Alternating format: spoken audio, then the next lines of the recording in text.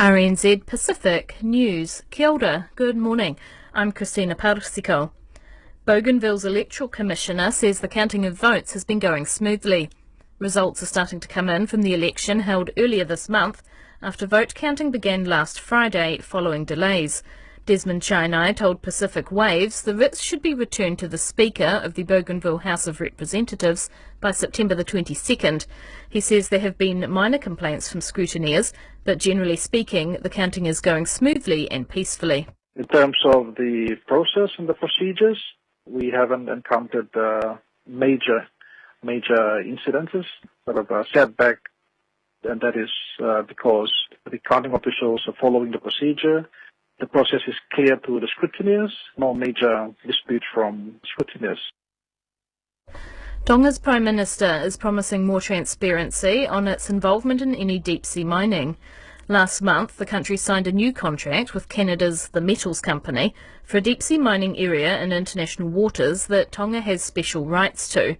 Prime Minister Rangitaiki says the Metals Company is coming to Tonga and will take questions from concerned parties. We want to share because this is not, and I agree with them. I mean, we have to be transparent with them on this particular issue. And also, the company is actually coming to Tonga. And I always indicate to them availability for them also to have a chance to speak to them directly. The Prime Minister says people have the right to know what the government is doing on behalf of the public. Fiji's Labour Party leader Mahendra Chaudhry says a big fire at a sugar mill in Rarawai will significantly impact the economy. The Fiji Times reports the fire service is investigating how the blaze started. Fiji Sugar Corporation CEO Ban Pratap Singh says parts of the mill have been seriously damaged and operations have had to be suspended. Nobody was reported injured. RNZ is trying to force a settlement in its long-running stoush with senior doctors who are set to walk off the job again on Tuesday. It's applying to the Employment Relations Authority to fix the terms of a collective agreement. The Doctors' Union is describing it as unprecedented. Ruth Hill reports. RNZ says after more than a year of bargaining with the Association of Salaried Medical Specialists, it's run out of options to break the impasse. If the authority agrees there's no other way forward, it has the power to create a binding contract. The acting chief executive for RNZ, Dr. Richard Sullivan, says he's frustrated that an improved pay offer this week has failed to avert next week's 48-hour strike. The union leader, Sarah Dalton, says the new offer still represents a pay cut in real terms for most of its 5,500 members. An immigration lawyer says children adopted overseas could be left in limbo by the New Zealand government suspending their immigration pathway. Temporary legislation was introduced under urgency on Tuesday, following concerns that adoptive parents were not vetted and children were being harmed. Adoption specialist Stuart Daly says that will affect the number of cases he's working on. If you've adopted the child already, the child's in X other country, but you haven't made the application, is that child now stuck out there? If the child's here and on a temporary visa, are they now stuck? So they're going to be rendered unlawful in the country? What's happening to these kids? You know, it's people's lives. Stuart Daly says a simpler solution would have been to require police checks for adoptive parents before approving a child's visa. The Associate Justice Minister, Nicole McKee, acknowledged some families would be disappointed. Also in Aotearoa, the Council of Trade Unions says confidence in the economy has collapsed and the government needs to spend more to turn things around.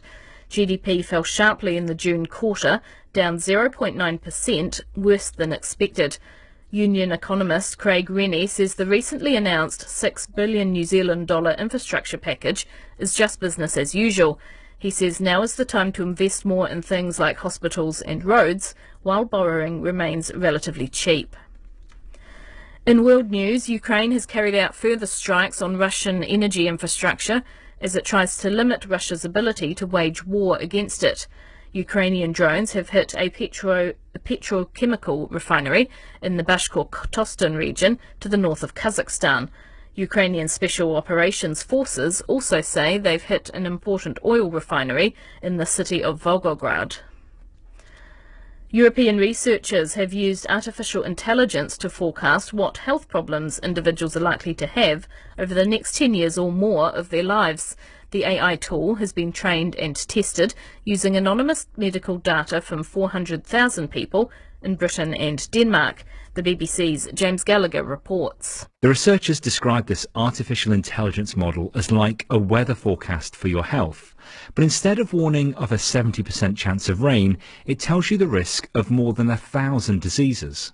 The AI has learned to spot patterns hidden in the types and timings of different medical diagnoses. So now it can look at a patient and predict what is likely to come next.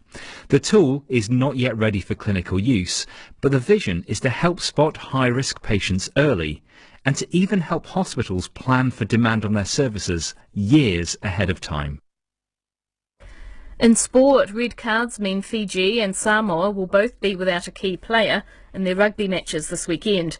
The Flying Fijians will be missing prop Misake Donge, whose yellow card against the Canadians in their Pacific Nations Cup semi-final was upgraded to red. Donge will miss the final against Japan this weekend and possibly be out for longer.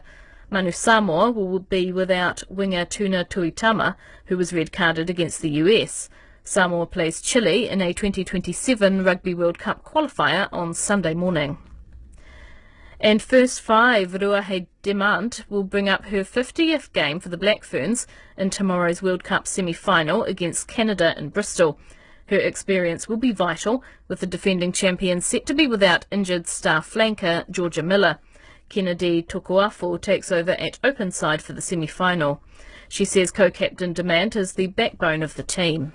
Lou is an exceptional human. She leads our team with so much pride.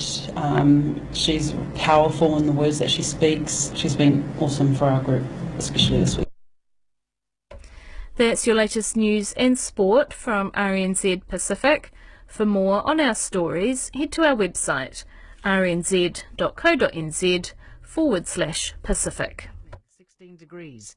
Tauranga, just a few showers afternoon and evening. Southwest winds turn southeast this evening, 17. Kirikiriroa, Hamilton, a few showers, clearing to fine this afternoon. Southwesterlies ease in the evening, 16.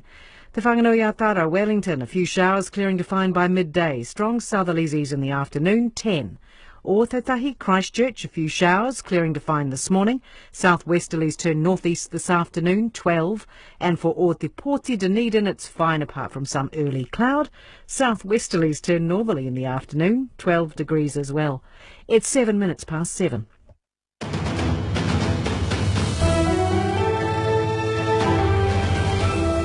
And you're with the Morning Report on RNZ National. In a blow for the government, the economy has had a much larger slump than expected, with the Finance Minister blaming it in part on Donald Trump's trade tariffs. The Matthew Abel Chair of Macroeconomics at University of Auckland, Robert McCulloch, and former Finance Minister Sir Roger Douglas say Nicola Willis is not up to the job and are calling for her resignation. Earlier, Mr McCulloch told Morning Report, investors don't have confidence in our country and the Minister should immediately implement a compulsory savings scheme. For 10 years, I've tried to explain the plan, present it to the NAPs.